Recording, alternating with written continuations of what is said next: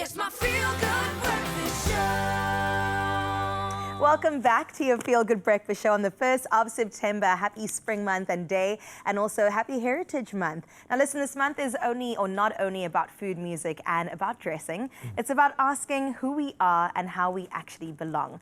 Now in South Africa, identity has been fractured by history, yet constantly reshaped by migration, as well as memory and everyday culture. Now for many, African identity is both a claim and a question. What unites us and what keeps us apart?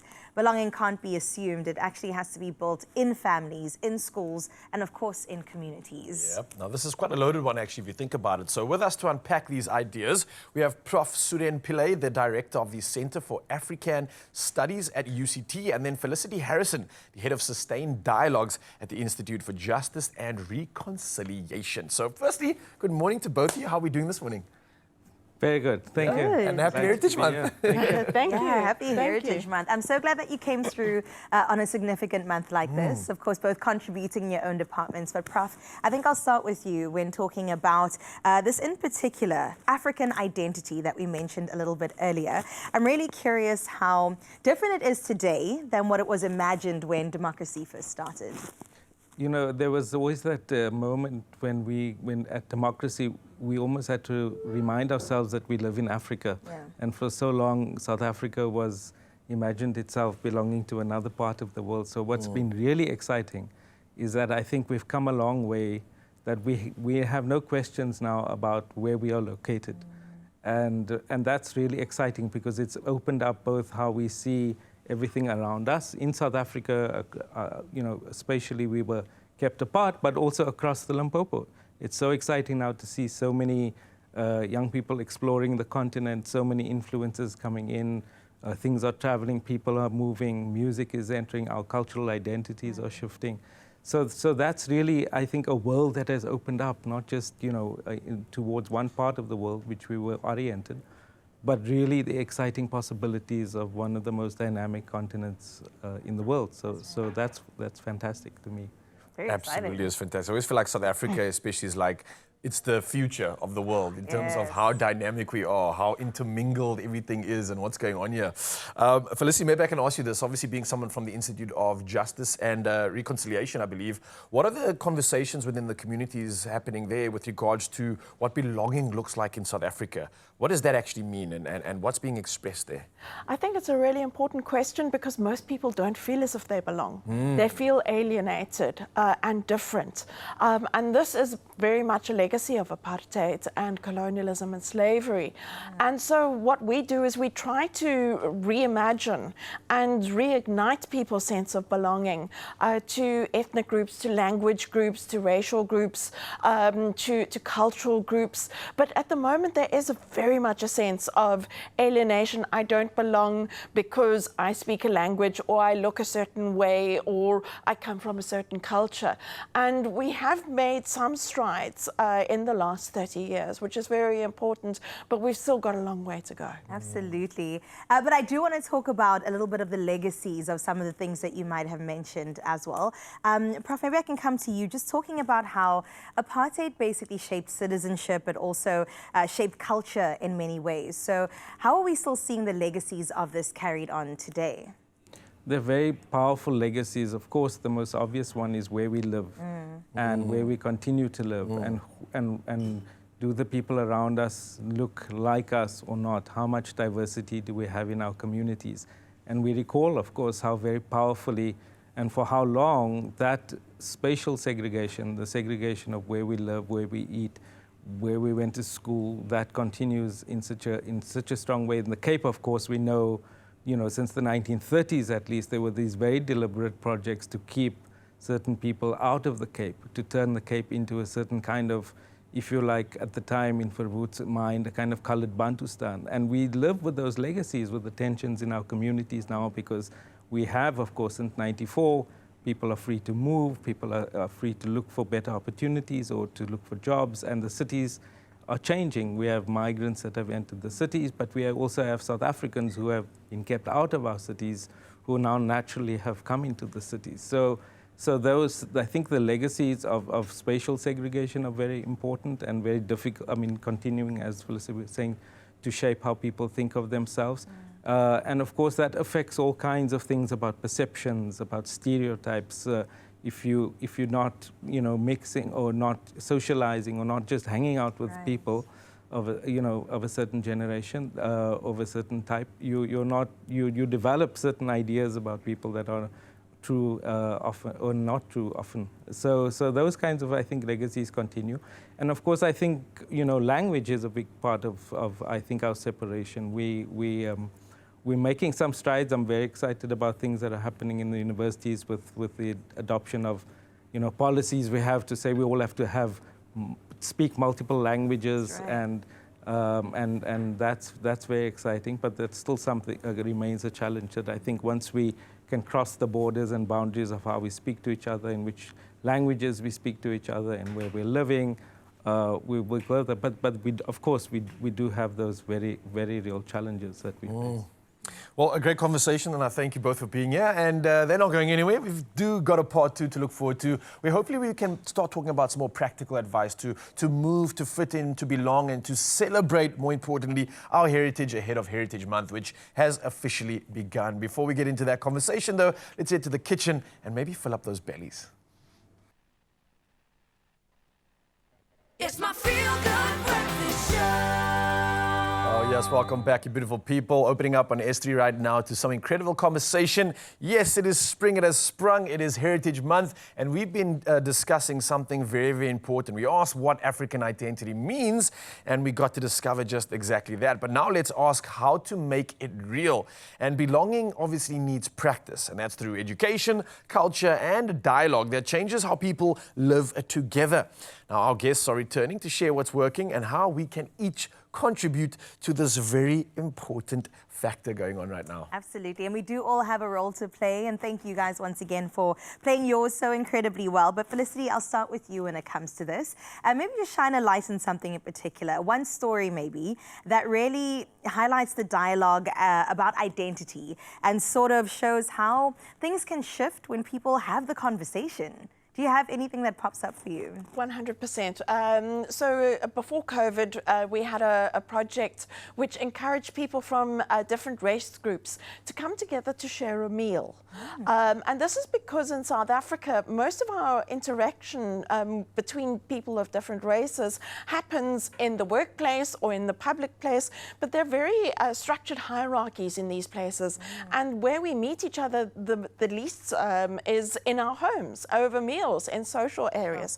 So we bring people together, and I think that what we saw there was people saying, I have never had a meal with a black person or a white person or a colored person, or I never knew how similar we were. And those are the kinds of interactions where you really see in real time how people just being able to human with each other, to be able to share a meal together, can actually have incredible insights into other people, and that's what we need to be doing a lot more of. I love that, human together. That's I great. love that. If I think of humans being together, though, I think of my time at varsity and how much we mixed and mingled with so many different people. Prof. Pillay, obviously universities are almost like key sites of identity debate, to call it that. What would you say is an important factor with regards to universities? Do you think that they might be the ones being able to really identify and determine that identity of an African? I think the most important thing about the university is that it's occupied mostly by young people, and that the future of the world really relies on how young people think and be together. And the amazing thing about our universities, most of them are public universities where students are coming from all over the country. And that's an opportunity for the first time for many students to encounter each other on more or less equal footing, where they are peers sitting in a classroom, talking together and bringing the diversity of their experiences, their neighborhoods, the far-flung areas that other people have not heard of, where, that's really where I think we're building the kind of bonds that are genuine, they are not forced, they're organic, and they are making friends, and those are friends for life, and those are people that they are imagining things with. I see that in the kind of projects that students are are thinking about when they leave the university, what will they do together, what kind of activities, whether it, whatever area of life they engage in. So I think that's really exciting, where and the role that the university in a way plays is that not just what the learning, of course, in the classroom, what we teach and what we read, but also just the kind of spending time together, getting to know each other, talking, debating, disagreeing, and also... And that for me was a lived experience, man. Like, you come to a varsity and you meet people from all across the continent and the world. That's right. You are so humbled and so educated in the same time, because you have no idea what people do and what it takes for them to get into that same seat that you're sitting in right now. Yeah. And everybody has their challenges, and you really start to respect that journey. You start to respect what people go through to try and get the same thing that you're trying to achieve. And it's crazy to really think back on that and think about how many friends I now have because of this reason. So hey, get your kid in varsity if you want to let them expand on worldly views, because it gives you a complete different perspective. It'll burst that bubble that you came from, for sure. And I think we also find that we're more similar than we are different. Yeah. I mean, we are both in interracial relationships. And I find at the base of it, like you said, human's human. And once you remove all the other things out the way, you just relate to each other at the base level of who we are. But in the work that you do, Felicity, what lessons do you take from your work of reconciliation and also justice that, more South Africans could maybe take a note from and take a page from when relating to each other?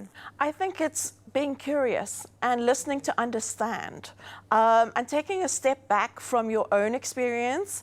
And when you speak to somebody, believe them when they say that this is their experience, and not kind of say, well, that's the exception.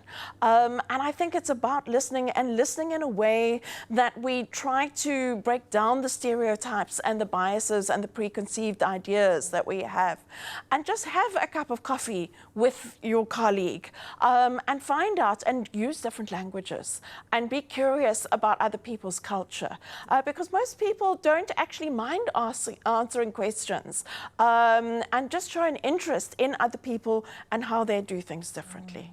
I love that. Open up yourself to the world is what you're saying, essentially. 100%. Open yourself to the potential of change, and I think that's where we learn the most. That's where we have an opportunity. If you had the opportunity to maybe encourage a youngster right now that was living in a box to see the world, what would be your best recommendation in order to do so? How would one really garner the experience and that global experience to be humbled by variation and difference?